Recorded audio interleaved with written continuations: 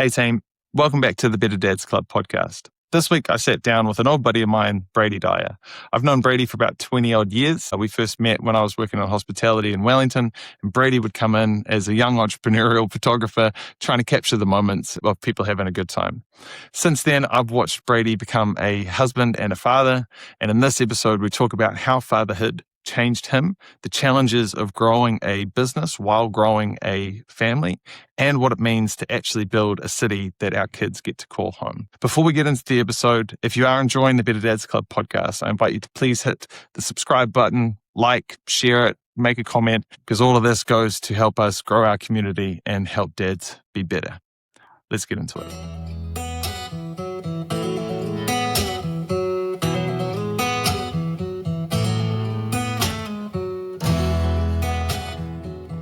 Brady, good evening. Welcome along to the Better Dads Club podcast. Thank you for joining me this evening. How are you going? Good, Tom. How are you? Look, I'm good. So tonight, I want to have a bit of a conversation about you. I've known you for somewhere between sort of 17 and 20 years. I've watched you from back in the days of Snapstar when you're young and out there taking photos and bars and kind of getting the publicity stuff all going with that, and then obviously developing your photography business and then becoming a father and also stepping into local government and becoming a councillor for the Hutt City Council. So witnessed quite a journey and quite a lot of growth from you from the outside. So yeah, tonight just really keen to explore that and the motivations for that and how you've managed to maintain presence as a dad while doing all of the things that you do and continuing to do all the things that you do. Yeah, no, that sounds great. Keen to get into it. Cool. All right. Well, let's start with the origin story, if you will. What was your relationship with your dad like growing up? And what parts of that have you consciously brought into your own parenting or chosen to do differently? Yeah, no, my upbringing was great. My parents immigrated here in the late 80s, had me in 87, had my sister the following year. And I think the plan then was to go back to the UK. They were kind of out here for a couple of years and they were almost ready to move back. And went back to the UK just for a holiday before making the big jump. Got back there and thought, actually, no, New Zealand is where they want to raise a family. So came back and had two more sisters as well. So I'm the eldest of three sisters. But Dad, as a role model growing up, Dad's always been running his own businesses and really entrepreneurial. And I've definitely brought that into my life, to seeing the flexibility of a lifestyle that Dad created for me and my three sisters growing up. Was something I aspired to do. So I've kind of got the business acumen and the business drive from my dad, and then sort of my kind-hearted nature from my mother. Good mix of both worlds. Yeah. Okay. What sort of businesses was your dad doing? IT, consultancy. He came out here to work for the Dairy Board in the late 80s and then quickly went into banking. And it really was IT driven in the early days of IT. He would often tell us stories of kids, bedtime stories, which would be stories of his past, of him growing up and the work he did. And yeah, hearing some of the stories about a computer literally being the size of a house, to think now that the processing power in my smartwatch is probably 10 times what that first computer had. Pretty crazy to think people have lived through the generation of going from no technology, no TVs to the world we live in now is mind-blowing. We talk quite a lot in this podcast around the dangers of technology with kids. How are you monitoring that sort of stuff in your household? Yeah, this is something I really struggle with because I vividly remember my dad giving me my first computer. I vividly remember using the internet for the first time. And these are all things that now I wouldn't have the businesses I have now if I didn't have that sort of early experience using technology. So on the one hand, I'm like, I want my daughter to be enveloped with all this technology and VR headsets and all these things that could be huge in the future for her. But on the other side of the spectrum, I'm also wanting to sort of protect her from sort of technology taking over, and those sort of real life skills are also really important. Also for children a lot now, like they connect with a lot of their friends through devices. So the idea of just disconnecting them from the technology, for them often it's also disconnecting them from their friends. Like three of Scarlett's really good friends that she went to school with don't go to school now, and they only keep in touch through their iPad. So yeah, it's always a bit of a conflict of wanting her to grow up in a household that has all the latest and greatest technology that she can use, because all of my businesses and all of my professional life has always been taking the best from multiple things that I can see in the world and throwing them together, whether it was going into public office, of throwing things together, or photography. I've always looked at how you can not just use technology, how it's designed to use, but how you can mesh that with something else and kind of get almost a synergy outcome from using.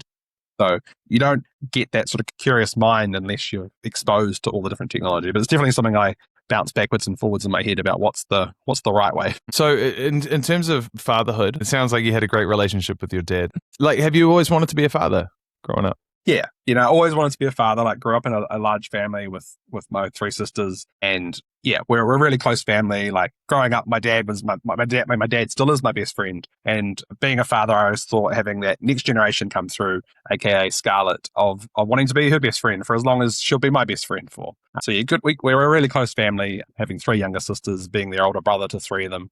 Yeah, having a family was definitely a key decision later in life. I'm curious in terms of when you say the relationship you've got with your dad, like he's like your best friend. So for me, my dad, completely the opposite, right? My dad was very uninterested in the things that I was doing. So the relationship that we had was very much more quite transactional conversation wise. And I learned to navigate and essentially to kind of forgive him for a lot of his stuff in my sort of like late 20s. But in terms of how your dad approached, or the things that you remember that your dad did well, that allowed that relationship to flourish and provided that foundation for you. What were some of the things that you can recall your dad doing that gave you that sense of, okay, cool, this is a safe space where we're friends, but boundaries, discipline, how was that stuff, I guess, sort of given to you in a way that made you feel that you can be a son, but you're also still being cared for and being loved? Yeah, I mean, it was a balancing act. Dad was a strict dad, but that's what I respect about him.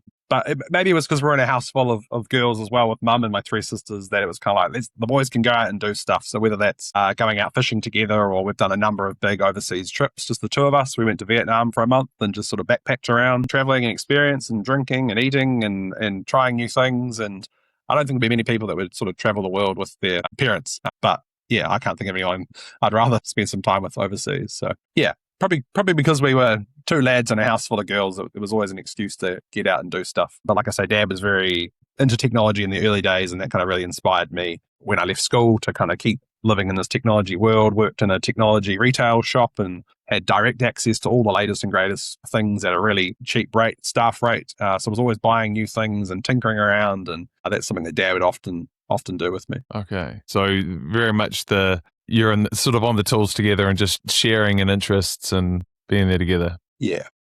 Okay, cool. So you started your first business when you were still in high school, yeah? Yeah. So started my first business while I was still at school as part of the Young Enterprise Scheme. Back then, we were converting people's videotapes into DVD, which at that time was world leading. It was really hard to do that. People had all these weddings and kids' first steps on old school VHS tapes. Obviously, that's not the case now. People have iPhones and 10 million videos of their kids taking their first steps. But it was, like I say, it was using sort of three different technologies that existed, but we merged them to get together in a way that meant it was really affordable for us to convert tapes. At the end of the year, we had all this equipment to burn DVDs. So we're like, what can we do to use this equipment to make us some more money as school students trying to do a school subject? So we did the school ball photography. We paid a friend who was a photographer. We hired some gear. And then we burned all the photos onto DVDs because there was no internet or downloading photos. When I was at school, you had to kind of come and write down the photos you wanted and send off an order form. So we gave every single person that came to the ball a DVD of all the photos. And then the following year, the school was like, can you come back and do that? That was amazing. So we bought all this camera equipment, photography equipment, studio lights, the whole lot, because there was a few other schools that had seen what we were doing. We're like, yeah, come and do that for us. And so it kind of snowballed from there. We had all this photography gear lying around, and I was trying to think of ways to make some extra money. And a friend of a friend sort of said, you've got a camera. We need the Hurricanes billboard shot for this gym. Can you come along? And I was like, yeah, I do all that stuff all the time. But the truth was, it was my very first commercial job was shooting a billboard for the Hurricanes, and did that and got paid probably still the best rate I've ever got paid for the amount of time I was there, and kind of thought, there's actually money in this photography. If you get into the right circles and know people, it can actually be really cool. So yeah, it just snowballed from there. I had a camera and had a desire to get into some cool places. And yeah, now I can't think of life without a camera by my side, and the amount of people I've got to meet over the last 20 years and the places I've been able to travel. Just taking photos has been really exciting. I've got more photos on my phone of my son than my grandma probably ever had in her entire life of herself. Snapstar started not long before sort of the first iterations of social media, or even the first iterations of the iPhone, right? Or the selfie, as far as I can recall it too. So how has people's ability to take their own photos impacted your business and the work that you do as a professional photographer? Yeah, it's definitely affected a bit. It depends what the moment is. Like if people are wanting to capture a moment but they are part of that moment. It's really hard to organically capture a moment when you are part of it. Like if you are at a wedding and you're part of the wedding, you can't exactly sort of take a selfie or do it justice without being present in the moment. And even I struggle with this sometimes when I get invited to events without my photography hat on. I'll be kind of sitting there and kind of getting the itch. I should be at the back of the room because I could get an angle over the whole crowd and see how big this room is. And I've got to remind myself, like, you're not here as a photographer. Switch that bit of your brain off, and it's really hard. But there'll always be times where people need photographers where they need something specifically captured, or they want to do it in a specific way or a consistent way. Like a lot of my work now is doing corporate headshots for clients, and they'll get me back in every couple of months when new staff start, because they want that consistency. They know they're going to get great photos. I'm sure they could probably buy a camera themselves and leave it in a drawer when someone new starts. They could take a passport photo, but that's not what they're wanting. They're wanting to really capture a person at their best. And that's quite hard to do without the right equipment, but also with the right sort of eye for what you're actually capturing. Hey guys, did you know that doing more core exercises doesn't necessarily mean you're building a stronger core? Many people jump straight into planks, crunches, and other abdominal exercises before they've learned how to activate the deep muscles that stabilize the spine and the pelvis. Those exercises might give you a burn. They might even build stronger looking six-pack muscles. But if your deep stabilizing muscles aren't switching on first, your body can develop compensation patterns that reduce efficiency and in many people contribute to ongoing aches, discomfort, or lower back problems, especially as we get older. Your core isn't just there to make your abs look good. It's the foundation for literally every movement you make. Walking, running, lifting, playing with your kids, even standing up from a chair. I've been a personal trainer for over 17 years, and since I started working alongside physiotherapists early in my career, I've used one simple tool to assess and train these deep stabilizing muscles, and it's called the Pelvic Pro Core Trainer. The Core Trainer gives you immediate visual feedback so you can actually see whether your deep core muscles are working properly. And that means you're not guessing. You're learning how to activate the muscles that help support your spine before you move. It's something I use myself and I prescribe to every client I work with, because I believe that how you move is more important than what you move. And when your foundations are solid, everything else becomes easier. You move with more confidence, you reduce unnecessary compensation, and you're building strength on top of a foundation that's designed to support you for life. So if you're serious about moving better, reducing back pain, improving your performance, or simply being able to keep up with your kids without your body holding you back, then click the link around this video and check out the Pelvic Pro Core Trainer. It might just change the way you think about core training forever. Were you passionate about photography leading into it, or was that something that you sort of developed over time because it sort of felt like a natural thing, or was this actually a passion that you thought, oh, I do want to do this? It started for me, the passion was having my own business and the freedom to be able to work on my own terms and do the work that I liked and do things that brought me joy.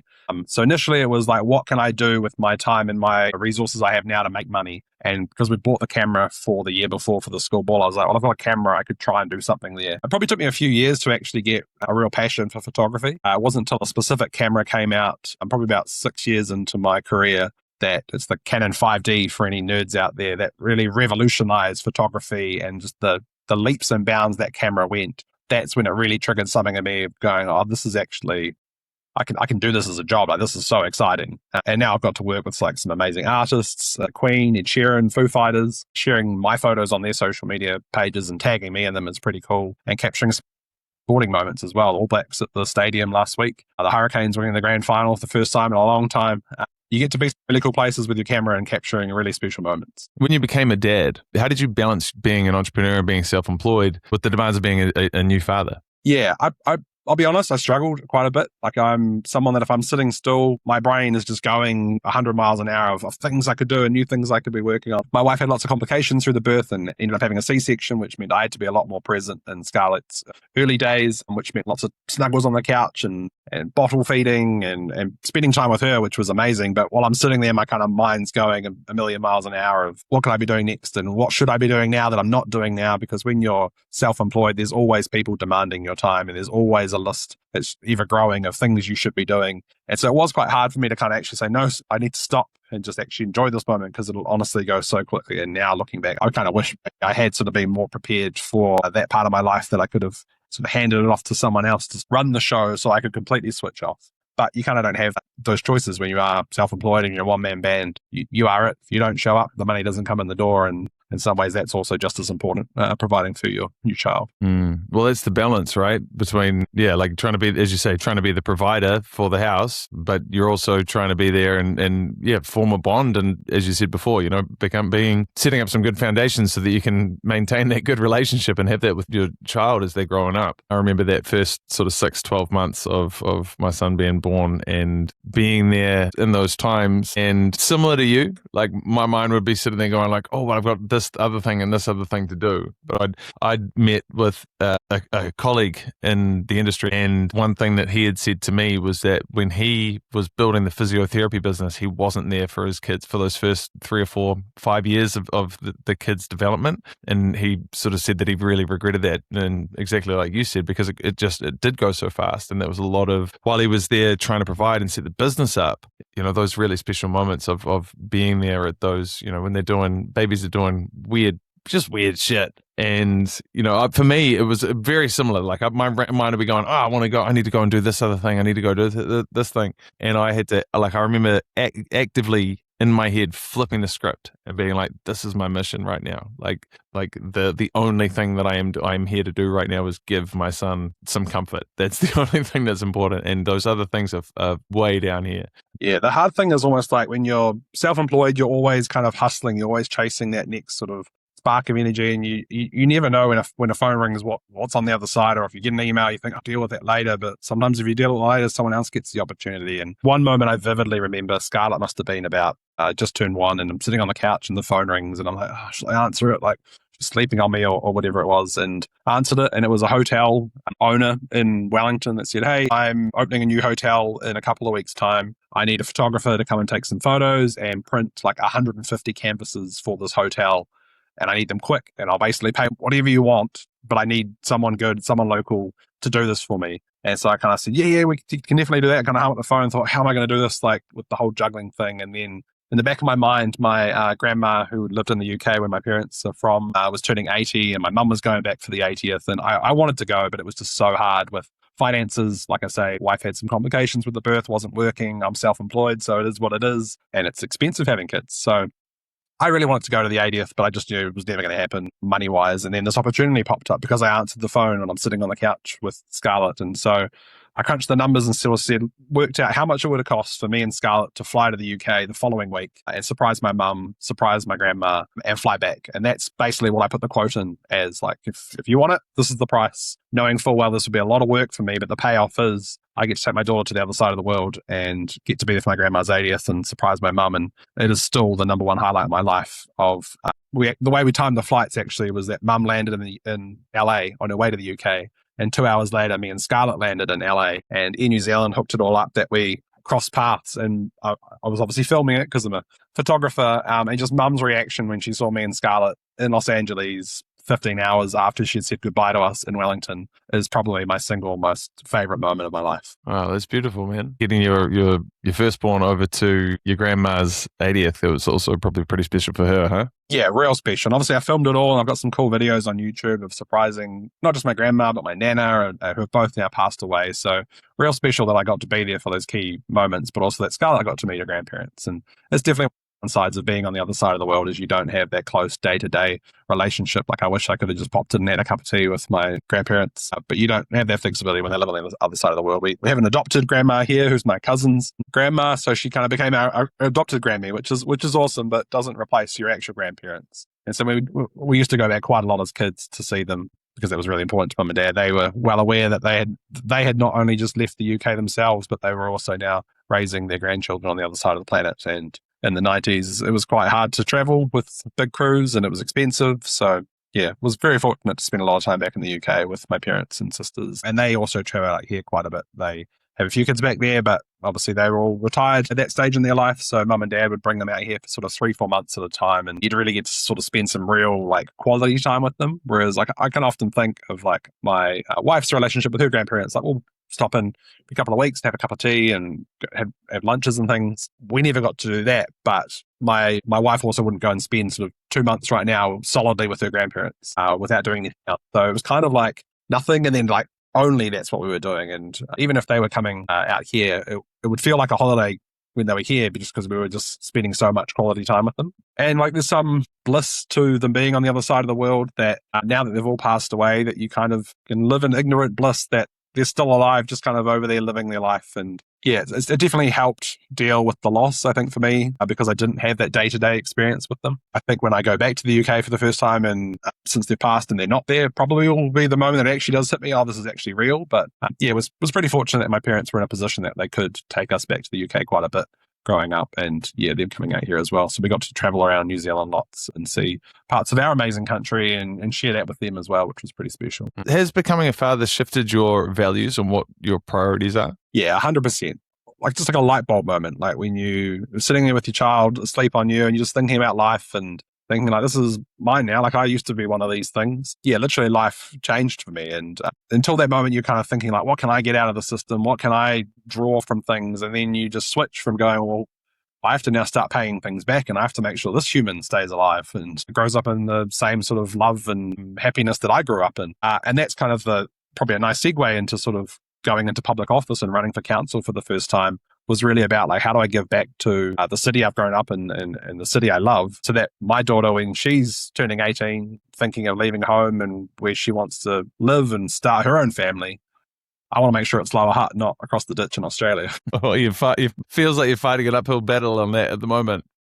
Yeah, really am. Like my younger sister's over in Brisbane at the moment now with her 2 boys. And it breaks my heart that they're over there raising the 2 boys and I don't get to see them all the time like I do with my other nieces and nephews over here. But I get it. Like I get what the reasons why they're living there. And like technology these days is great. Like we can just jump on FaceTime and have a chat, and it's a few hours across the ditch. Like my parents are there at the moment for the next couple of months, just hanging out with the kids, just like my grandparents did with them, just coming out here and hanging out with us for a while. So at least with technology these days, it is so much easier to stay connected. Like when I was a kid growing up, we would write letters about what I did today at school and what I ate for dinner and send it off. And 3-4 weeks later, you'd get a letter back about what they had for dinner the day that they read their letter. And it was kind of a bit of just backwards and forwards letter writing about nothing really. But that was it. Like phone calls were so expensive. You'd maybe talk to them on your birthday or special occasions. But when you think now, you can literally connect with anyone, anywhere in the planet, doesn't matter where they are. You can have a FaceTime video call with anyone, basically anywhere.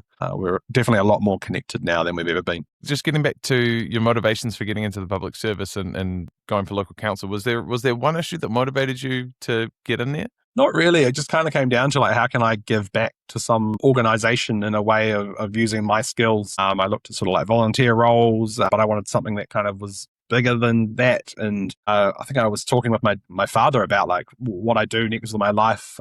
By this stage, I was sort of 10 years out of school. I'd been to uni, got a degree, was running 4 successful businesses, and was kind of thinking like, what's the next challenge? What's the next thing I want to do with the skills I've got? Now in my mid-20s, and what is that next challenge? What's that next hurdle? And it was my dad that suggested, have you thought about like your local council or anything like that? And yeah, looked around, spoke to a few people and picked up the phone and spoke to some existing councillors and met them for a drink. And then next thing you know, my name's on a ballot and I'm walking the streets, knocking on doors, asking people to vote for me. Yeah, right. How are you still able to work in council and also continue to run your business? Yeah, it's definitely a challenge. Like those two do demand time of me. Like I probably do about 40 hours a week on council. I probably also do around 40 hours a week on photography. So sleep's not a thing I prioritize, and I know that's not great for me, but at the moment I'm still kind of hustling, trying to get both sides of the coin balanced.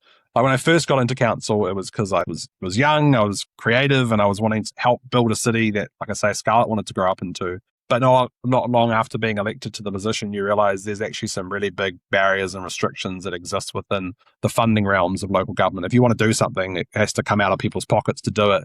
And that quickly makes all these cool, great ideas you've got kind of take a back seat for a moment. And like I was elected in October 2019, and when our first meeting was quite aspirational. Like, what things do you want to see? What new things? I was fortunate to join at a time where we had a new mayor, half the council was new, we had a new CEO. So it was kind of like starting fresh. There was no ideas on the table. Everything was up for discussion. And then, sure, you can remember what happened early 2020. All of those good aspirational ideas we all had were thrown in the bin, and we were quickly doing an emergency budget because of COVID and not knowing what the future was going to bring. That basically was just cutting everything we possibly could to get the rates down to the smallest amount possible, because we had no idea what was coming. And the council has to set off its budget for the next 12 months, and then that's it. So at that stage, we thought things were going to get really, really bad. I mean, they did get pretty bad, but we had to absolutely cut so many projects to get it back. And then we've kind of, even now, there's still some things we're talking about 10 years on, 8 years on, that were cut in that budget. They were going, do we bring those back? But when we bring things back, they cost money. So for me, it was,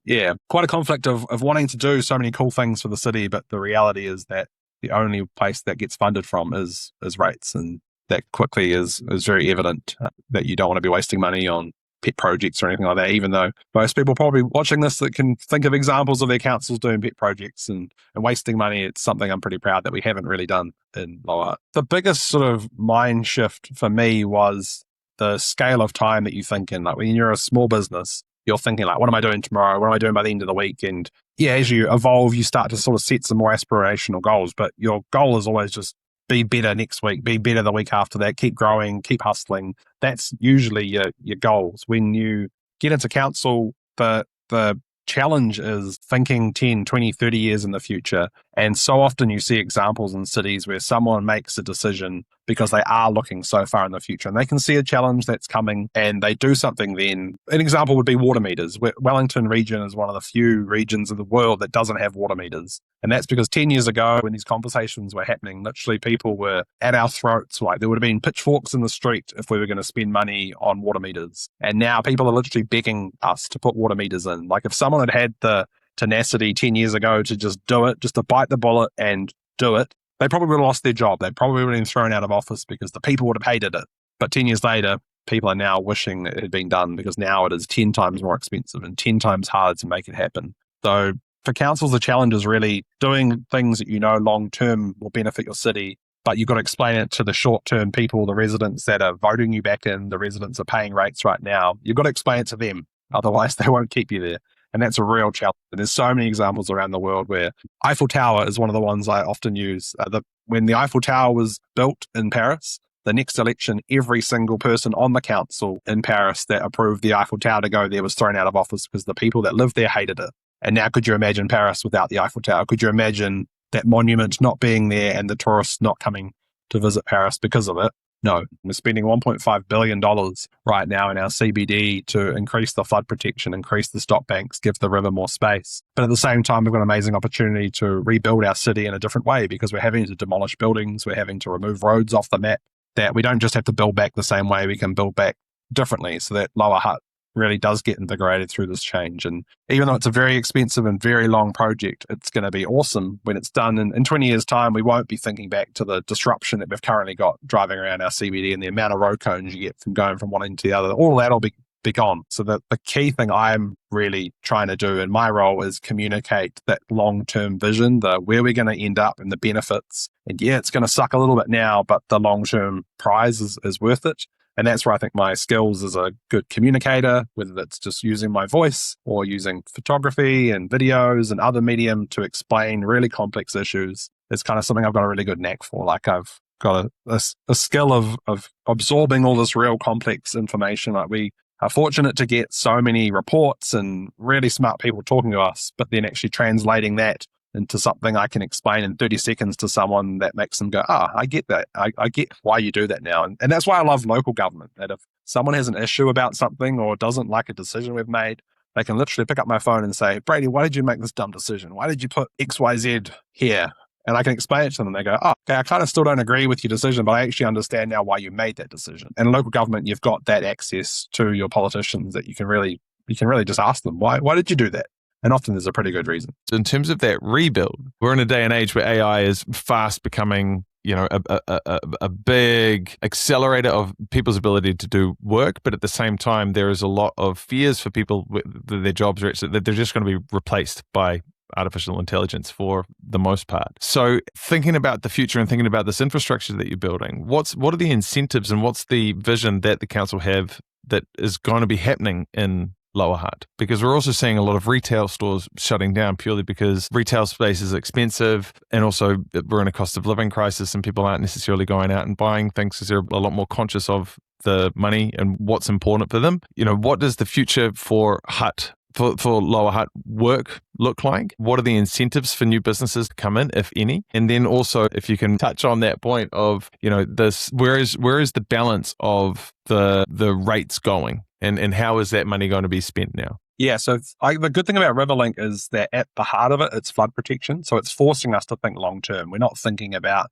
what's the city going to be like in 6 months' time. We're thinking like 10, 20, 30 years in the future. We want a city that's not going to flood. If we'd had the same amount of rain that Auckland had in their anniversary flood, or the East Coast had around the same time, the Hutt River stop banks would have overflown. We would have lost lives and we would have lost billions of dollars of businesses. So the good thing about Riverlink is because flood protection is really the big cost, the big driver of why we're doing this, it's a lot easier to explain why there is disruption. Why do you have to close that road? Well, we have to close that road because that stop bank has to go there. Oh, okay. And why does the stop bank have to go there?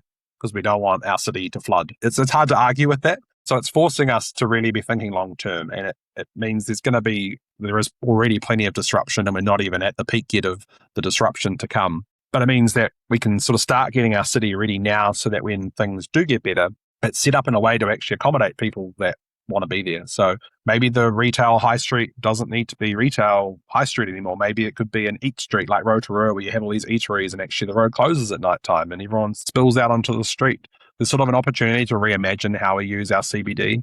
Queensgate brings a lot of people into our city, but also it takes a lot of these businesses off high street. And that's not just happening because of Queensgate, but it's definitely adding to the impact of it. In Lower Hutt, we were previously known as like quite heavy manufacturing. We had General Motors here, the Ford factory, and then all the industry largely moved overseas, and a lot of these factories sat empty for some time. Lower Hutt's really getting a name for itself now as a tech incubator space. There's so many amazing tech startups that are starting here in Lower Hutt now. Like I get amazed. I try and visit a number of businesses every week and going behind like just a humble roller door and seeing like world-leading technology behind it. The last time I visited a business down in Petone, they opened the roller door and they're working on an electric aircraft engine for Air New Zealand. And there's a startup company here they've left left Lower Hutt now because they couldn't find space, but we're always hoping to get them back. They started in Lower Hutt. That is literally trying to change. They're trying to harness the power of a sun to create abundant energy forever. We won't need power plants. We won't need solar, any of that stuff. If they can crack it, it will literally change the world. And they are leading the world right now in that space. And they started from a factory here in Lower Hutt. And there's so many cool companies that are doing awesome things. And the reason they want to be in Lower Hutt is they just have access to so many other businesses that are doing amazing things. And it's relatively flat and easy to get around and create synergies between businesses. And that's why businesses want to be here. So I'm really excited about all the tech space we see and just so much opportunity for growth there. What do you see development-wise that the Hutt's going to be able to offer for people to stay and for people to have a bit of confidence in knowing this is where I want to raise my kids too? Yeah, well, I mean, like at the end of the day, the real test of whether we've built a successful city is whether our children want and can afford to actually build their own lives here down the track. We're doing some really cool things in Lower Hutt, things like the new Tanai pool and building infrastructure and sort of long-term planning that makes people want to stay here. You can keep cutting the rates and not do anything like public artwork or not do any streetscape work. And you could, in theory, cut all of that back to just being plain concrete boxes. But then you're kind of left asking, like, will people want to live in a bland city? Like when I speak with these tech businesses that are doing amazing things and they're trying to get staff to move from around the world to Lower Hutt because it's the place where these things are only happening. Those people that are traveling want good schools for their children. They want access to nature and outdoor opportunities. They want a clean city. They want things that are creative and excite them, but all those things cost money to maintain or keep clean and green. So it's really a balancing act of there's only so much money we can spend on rates. We can't just keep putting the bills up because people won't be able to afford to live in their own city. And the hard thing as well is like some people's idea of what a city should be is different to other people's. And that's where I think having that long-term vision is really important because it's so easy to get overwhelmed by the voices short-term of like, oh, that's a bad decision. Like we shouldn't be doing that. Like one example I think of, which is probably the most contentious decision we've made in the early start was rolling out the rubbish and recycling bin service we now have in Lower Hutt. At the time, it was really controversial with a number of people that were losing the ability to choose who their local bin provider was. We were putting it out to tender and it was going to be one contractor doing all the work and it was up to who put in the best tender, who got the job at the end of the day. But people really were upset that they were losing that local control, and there was some low waste users that were like, I put my bin out once every 3 months and now you're forcing me to have a weekly service. It's going to cost me more money. And if we just listened to the early voices then that were upset and genuinely were upset and had reason to be, we wouldn't now have a service that's half the cost of the private service that you could get elsewhere in the Wellington region. We wouldn't be reducing how much waste is going into Silverstream landfill. That's got a finite life. Once that fills with rubbish, we're going to have to find a new landfill. And I don't want to be on the council when the conversation is, where's the next landfill going? Which hole in the ground are we going to fill? Because that will be super hard to find. So again, it's that long-term thinking of short-term pain now, but getting over that peak of getting over that hurdle and pushing through of there is always pain at the start, knowing that once you get over the other side, it's going to be much better for everyone, not just the people that are here now, but the people for decades to come. If you could wave a magic wand and make Lower Hutt the best place in New Zealand to raise a family, what would that look like from your perspective? If money was no object and I could wave a magic wand, what I would love for Lower Hutt is like a creative STEM technology curiosity museum for children, a place where they can go and just spend the whole day there. I don't know if you grew up in Wellington, but if you remember capital E in Wellington City growing up, like you'd go there and your mind would just be like, what is this place? Like it was psychedelic almost for children.